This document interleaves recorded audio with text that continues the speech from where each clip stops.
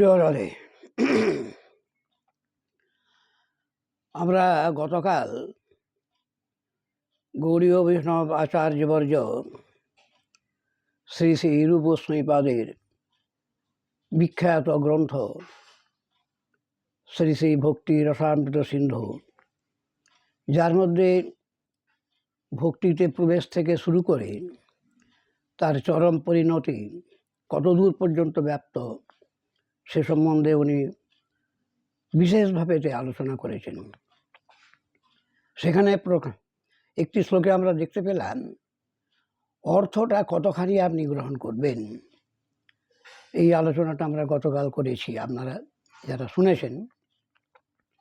আধিক্য একটা বলেছেন উনি, ন্যূন হলে যেমন হানি আছে, কিন্তু অধিক হলেও হানি আছে। ন্যূনতায়াম আধিক্যঞ্চ চবতে পরমার্থত, পরমার্থ থেকে চ্যুত হতে হয়। অথচ আমরা বর্তমানে মঠ মন্দিরাদিতে এবং ব্যক্তিগত জীবন নির্বাহে বিভিন্ন পর্যায়েতে অর্থের ব্যাপক ব্যবহার দেখি, ব্যাপক ব্যবহার, ব্যাপক সংগ্রহ এবং ব্যাপক তার প্রাচুর্য আমরা প্রত্যেক ক্ষেত্রে দেখতে পাই।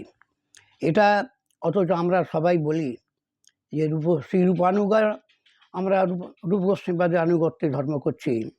তো উনি যে কথন ভাষাটা বলেছেন, পরমার্থ থেকে চ্যুত করে দেয় এই অর্থ, সেই অর্থটা আমরা এমনভাবে কৌশলেতে মানুষের কাছে বা নিজেদের কাছে বোঝাতে চাইছি যে আমরা অর্থ দিয়ে তো পরমার্থ করছি। অর্থ দিয়ে যে পরমার্থ হয় না, তার আগেই তোমার বুদ্ধি নাশ করে দেবে, আগেই ঝগড়া সৃষ্টি করে দেবে। অর্থ হাতে আসার সঙ্গে সঙ্গেই সেখানে ওই 15টা দোষ, এটা শুধু উল্লেখ মাত্র, কিন্তু অসংখ্য অনর্থ তৈরি হয়ে যায়। সুতরাং পরমার্থের জায়গায় অনর্থই হয়। তাই জন্য আজকে যেটা স্পষ্টীকরণ করা দরকার, আমাদের বিষয়ে স্পষ্টীকরণ করা দরকার এটা যে শুদ্ধ ভক্তি তো আমরা চাইছি, প্রেম ভক্তি তো আমরা চাইছি, ভগবত প্রাপ্তি তো আমরা চাইছি। যদি চাওয়াটা আমরা যদি শ্রেয়র্থী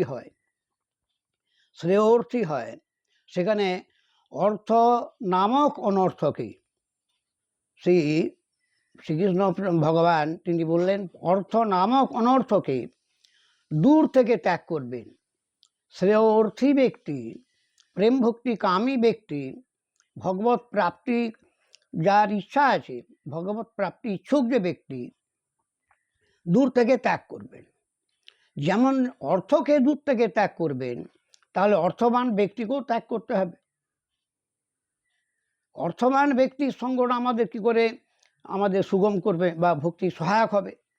অর্থবান ব্যক্তি, যেখানে অর্থের আধিক্য যদি দোষের হয়, আর অধিক অর্থবান ব্যক্তিদের সঙ্গ সান্নিধ্য সংস্পর্শটা কতখানি হানি করতে পারে, সেটাও তো চ্যুত করবে পরমার্থ থেকে। চবতে পরমার্থত, এই কথাটা কিন্তু ভগবান শ্রীচৈতন্যদেব পরিষ্কার করে দিয়েছে।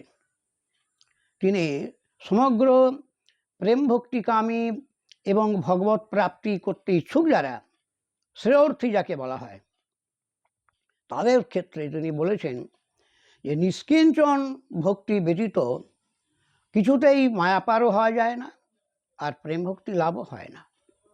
সেই নিষ্কিঞ্চনদের কি বর্তমান ব্যক্তি সম্বন্ধে এবং সংসারের যে স্ত্রী সঙ্গ, এই দুটি প্রধান যে জিনিস, তার সম্বন্ধে যে পরিষ্কার উনি বলেছেন, সেটি আমরা এখানে উল্লেখ করছি। নিষ্কিঞ্চনস্য ভগবদ ভজনোন্মুখস্য পারং পরং যুগমিশোর ভবসাগরস্য সন্দর্শনং হি বিষয়ীনাম অথযোষিতাঞ্চ হা হন্ত হন্ত বিষভক্তপ্পসাধু।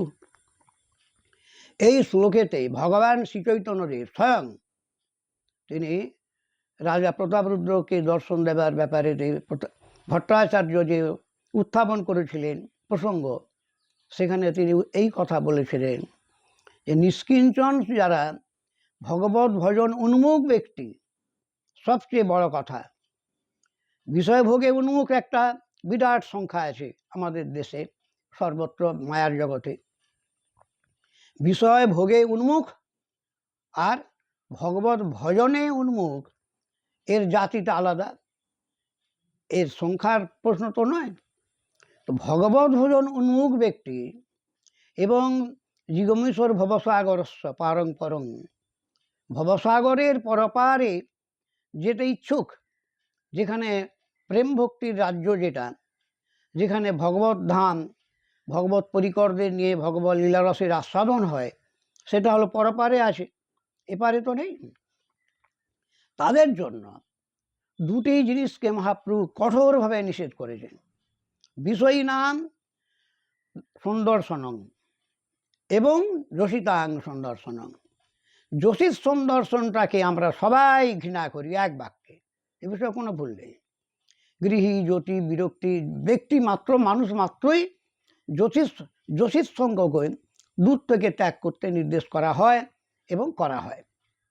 কিন্তু বিষয়ী নাম, এটা তো এখানে তো একটা আশ্চর্য ব্যাপার হচ্ছে, অদ্ভুত ব্যাপার হচ্ছে, প্রচুর পরিমাণে যারা বিষয় ভোগ করে, বিপুল পরিমাণে অর্থবান লোক, তাদের ভিড় যেখানে হয়, তাকে প্রশংসা করা হয় কেন? তার প্রশংসা করা হয় এবং সেই সব ধন দিয়ে ধর্ম করার চেষ্টাও করা হয়। এটা কি শুদ্ধ ভক্তি? এটা কি প্রেম ভক্তির রাস্তা? শ্রী রূপশ্রীবাদ এখানেও একটা কথা বলেছে, ধন শিষ্যাদিবির দ্বারই যা ভক্তির উপপাদ্যতে বিদুরত্বাদুত্তমতা হান্নায় তস্যাস্ত্রনাঙ্গতা। ধনের দ্বারা যে সব ভক্তির অনুষ্ঠান সম্পন্ন হয় তা কদাপি শুদ্ধা ভক্তি নয়। সবাই মনে রাখবেন, শ্রী রূপশ্রীবাদের সিদ্ধান্ত, ধনসাপেক্ষে, ধনের দ্বারা যে সব ভক্তি অঙ্গ অনুষ্ঠান হয় সে কদাপি শুদ্ধা ভক্তি নয়, শুদ্ধা ভক্তি থেকে বহু দূরে, প্রেম ভক্তি লাভের রাস্তা থেকে বহু দূরে। সুতরাং ধনের দ্বারা যেমন শুদ্ধ ভক্তি হয় না, ধনীদের সঙ্গ আমাদের হানিকারী হয়। বিষ ভক্ষ তো অসাধু, মানে কি? বিষ ভক্ষণ করলে আমরা সবাই জানি দেহ নাশ হয়ে যায়। আর মহাপ্রভু এতখানি তীক্ষ্ণ দৃষ্টি দিয়ে বিচার করেছেন, কথাটা বলেছেন যে বিষয়গণের সন্দর্শনং, তার দ্বারাতেও নিশ্চিত, হি শব্দ আছে ওখানে, নিশ্চিত রূপে তার ধর্ম নাশ হবে, তার ভক্তি নাশ হবে, তার ভজন নাশ হবে। বাইরের আচরণ দিয়ে তো আর ভক্তি নয়, বাহ্যিক আচরণ এটা আমরা সবাই দেখাতে পারি, বাহ্যিক আচরণটা বিশেষভাবে ভক্তি মার্গে খুব একটা মহত্ব দেওয়া হয়নি। যেমন একটা কথা বলছি, যে ভক্ত নির্ণয় করে যে রূপশ্রীপাদ কৃষ্ণ ভক্তের সংজ্ঞা, এইটা যদি আমরা দেখি, সেখানে বাহ্যিক বস্তুটার বিশেষ একটা গুরুত্ব তিনি দেয়নি। কৃষ্ণ ভক্ত কাকে বলে? শ্রীরূপবাদ বললেন ছোট্ট কথা, তদ্ভাব ভাবিত সন্তা কৃষ্ণ ভক্তা ইতিরিতা।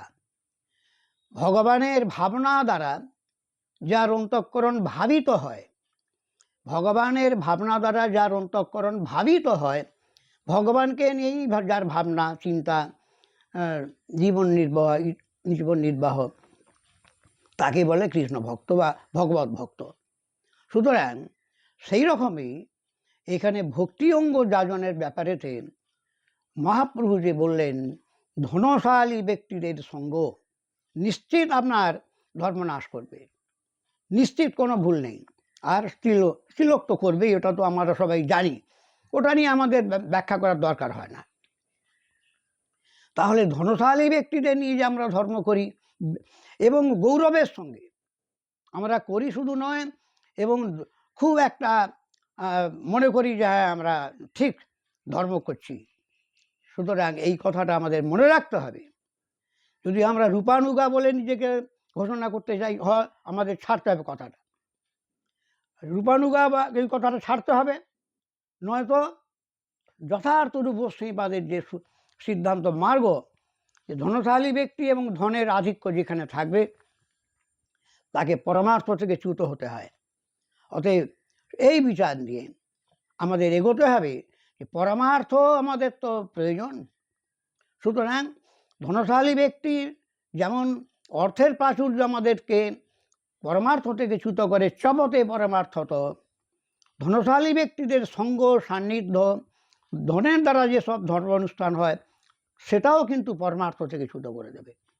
অতএব আমি এইটুকু বলতে চাই যে গতকাল আমি আলোচনা করছিলাম কি না, তার পাশাপাশি আপনাদেরকে জানিয়ে দিচ্ছি যে ধনশালী ব্যক্তি আর ধন দুটো জিনিসই, ধনের প্রাচুর্য, ধনশালী ব্যক্তির সান্নিধ্য প্রাচুর্য দুটোই হানিকারী।